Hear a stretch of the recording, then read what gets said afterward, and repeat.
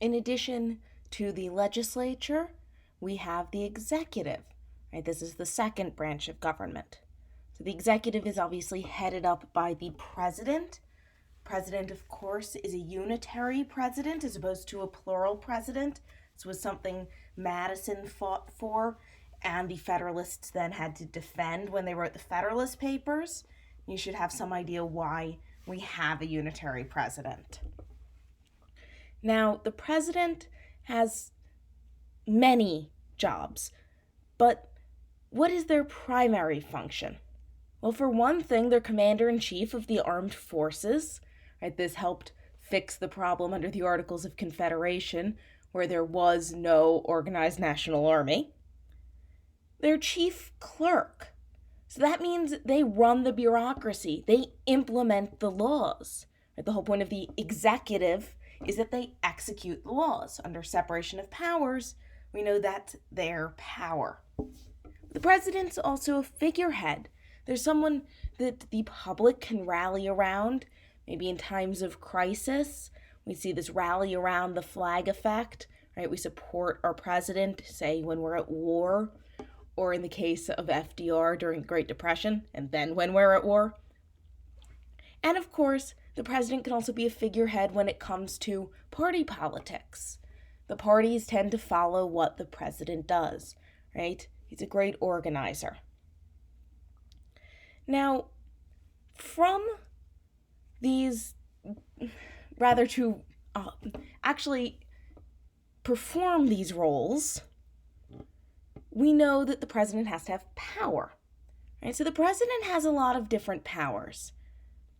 Obviously, these powers are all based in the Constitution, right? The president must take care that the laws be faithfully executed. This take care clause has been interpreted extremely broadly. That is, of course, how FDR, during the Great Depression, justified a lot of his intervention into the economy. It's also how he and future presidents have justified issuing executive orders that are broader and broader in nature. Now, we see then that the president also has the veto power, right? He can veto acts of Congress. So, powers like the ability to issue executive orders and to veto acts of Congress are considered prerogative powers. They are powers that the president can execute completely on his own. This is something that Richard Pius talks about in that paper I gave you, Why Presidents Fail. That was for our second class on the presidency. Now, these prerogative powers are actually not necessarily the president's best tools for getting things done. Possibly his best tool is his persuasive power. Because as Richard Neustadt says, the president's power is the power to persuade, right? He can get Congress to get on board with something, to send him a bill that he wants to see, because he can persuade them to do that. He might have to threaten a veto to persuade them, but he shouldn't have to actually use that prerogative power.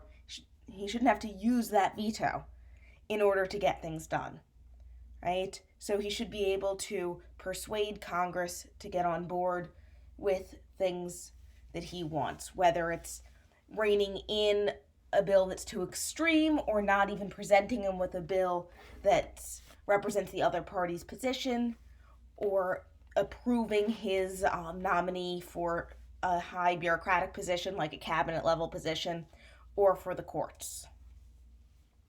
Now, the president has one other tool he can use to get things done. This is going public. Just like using prerogative powers, Neustadt would say that going public is a failure of persuasion, because persuasion should be done behind closed doors.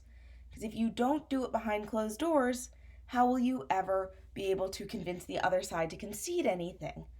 Right? The public doesn't like when people just back down, so you've got to do it behind closed doors so no one knows that that's happened. But if you can't get them to back down, you can go public. So going public, right, is an intensive public relations campaign generally by the president, to support his agenda. Again, his agenda, right? Not his actual election or anything like that.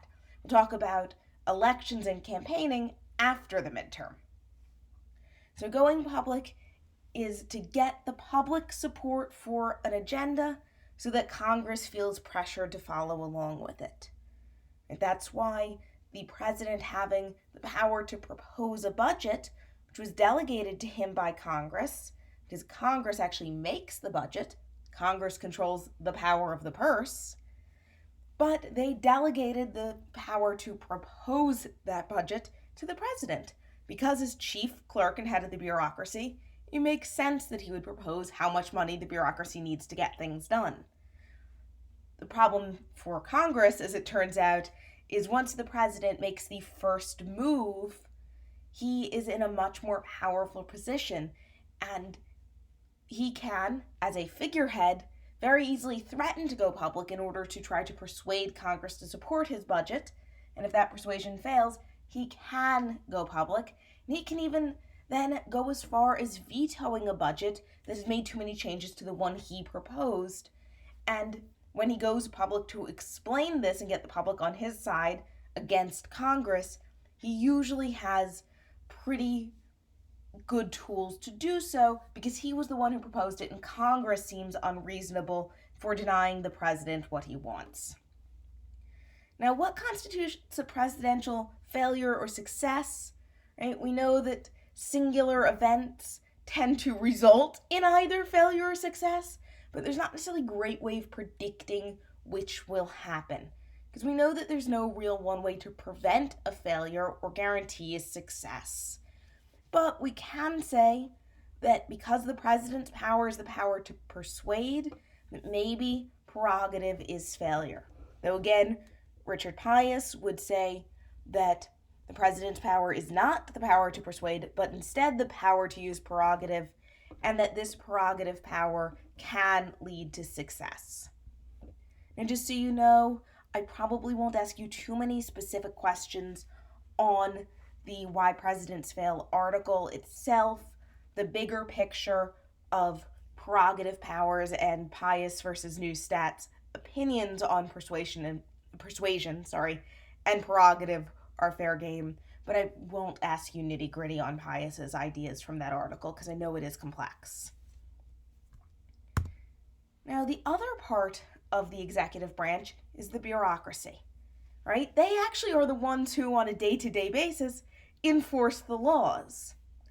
Now, we know that the bureaucrats are primarily civil service workers.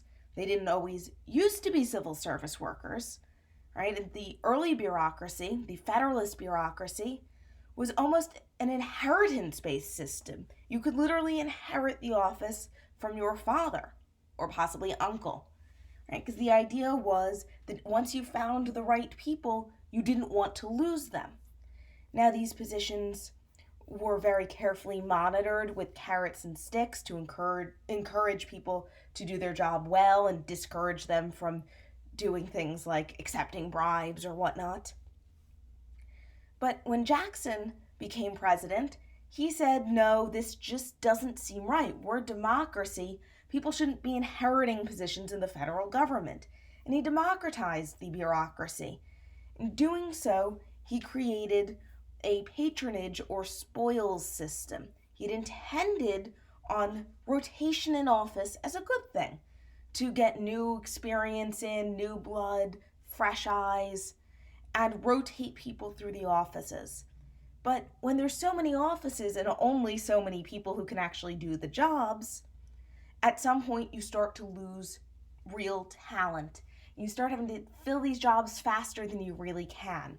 So you end up giving jobs to political cronies and people you owe favors to. Hence, spoils or patronage system. Finally, after this led to, arguably, there were probably other causes, but arguably led to a president being assassinated, this system changed, and we saw the advent of the career civil service, where civil servants have extremely high job security, but not to the point of the early Federalist days where they could then pass on the job. this would encourage specialization and people becoming experts in what they do within the bureaucracy. As we know, though, this can increase principal agent problems like hidden action and hidden information. At the very top of the bureaucracy, we have cabinet secretaries and heads of non-cabinet agencies. Those people are political appointees and can be hired and fired by the president. That if they are when they are hired, rather, they have to be approved by Congress, so the president can fire them at his will. Now, why do we have red tape? I think the first question should be, what is red tape? Right? It's the rules and regulations around what bureaucrats can do. And we have that really to protect us, though it may have become somewhat unwieldy over the years, because as more laws get added, people don't always want to change. People in the bureaucracy don't always necessarily want to change and adapt to new laws, so we end up with layers and layers of red tape that people complain about, but we know it's necessary. Now, a couple more points just really quickly about the bureaucracy. We know that the bureaucracy, along with interest groups and the committees in Congress, form iron triangles, and if you add in a few more people and conceive of them slightly more loosely, we get issue networks. And issue networks are critical in actually really creating and enforcing these policies. And finally, one more point about the bureaucracy, right? It had to grow as the federal government grew. So with the New Deal legislation that added a whole bunch of new programs to the government, who was going to execute these? Well, the executive, obviously. So Congress had to create new bureaucratic agencies to actually execute the New Deal programs that they were also creating, right? Because Congress creates bureaucratic agencies, not the president, even though the president runs them. So Congress created all these new agencies, but as we know, the president doesn't have perfect power over the bureaucracy. Between cabinet level officials potentially having their own reputations and their own staffs, and maybe they can sort of outmaneuver the president, and then the civil servants having extremely secure jobs, and rules that prevent political firing often prevent any type of firing. So they can play a riskier game if they want to, because they know they're not easily fired. So with the president not having a lot of control and yet having a huge bureaucracy to have to run, the Brownlow report, even really before the programs got as enormous as they are today, the Brownlow report said that the president needs help. Now, unfortunately for the president, every time we have given him help, the public has then raised their expectations of the president. So every time we give the president a little more power or another bureaucratic agency to help him do his job, or maybe some more money to facilitate transitions between different policies, every time we do that, we don't keep our opinions of the president the same, right? Our expectations. They rise as his resources rise, even though they are too high, and they continue to rise and remain too high. This is why, at the end of the day, we can say that the president never actually has enough power to satisfy the expectations of the public.